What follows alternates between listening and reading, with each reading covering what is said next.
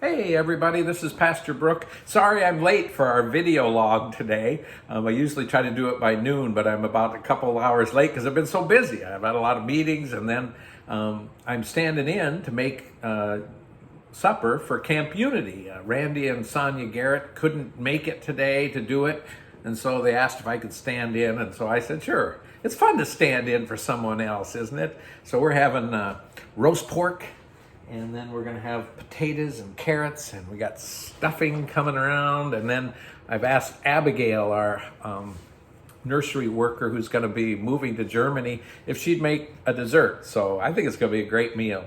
But it is, I don't know, it makes me feel good to be there for someone else when they ask for help, but to kind of stand in for someone else.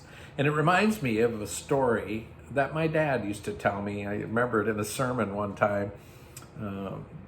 He got scarlet fever and he was quarantined. And I remember hearing that story because I didn't know what quarantine meant. And so I had to ask Dad afterwards. And now I think we all understand that word pretty clearly. It seems like a lot of people are quarantining, whether they're high school kids or grade school kids, nursery kids, like preschoolers, like my granddaughter. She's had to quarantine several times because somebody else got COVID in her class. So I know what it means now. But so Dad had to quarantine. It wasn't just a week or 2 weeks, but back then for scarlet fever, 2-3 months.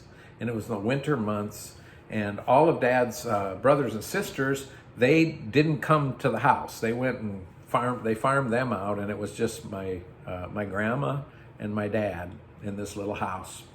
And Dad got so lonely for his friends.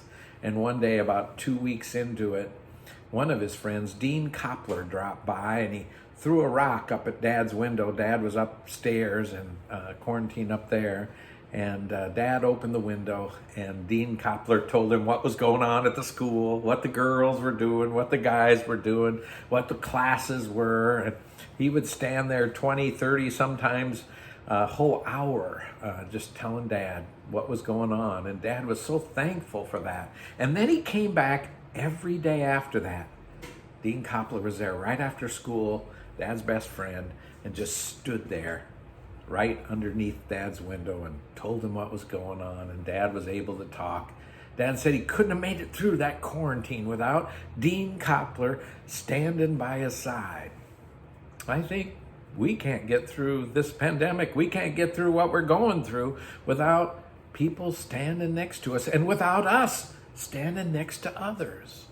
And so one of the things my dad told me was, at that spring when all the snow melted, Dad finally got out of the quarantine, and he walked around the house looking at all the grass, and there was one spot right underneath his window that was worn. There was no grass there because Dean Koppler had been there every day for my dad, standing there. Can we do that? Can you be someone like that? Who are the people you know who are going to stand in there for you? Can we be a church like that, a church family that stands in for someone else and just stands up for them? I think we can. And I think that's what really being a human is, right? To be human means to do that. And sometimes we forget who we are, especially in this pandemic. Who can you stand up for today? Who can you be with? Let's do it. Let's not worry about what everybody else is thinking or what's going to happen a year from now. Let's be that people. And all the people said, amen. Hope you have a great day. I'm looking forward to a great meal this evening. Have a good one. Bye.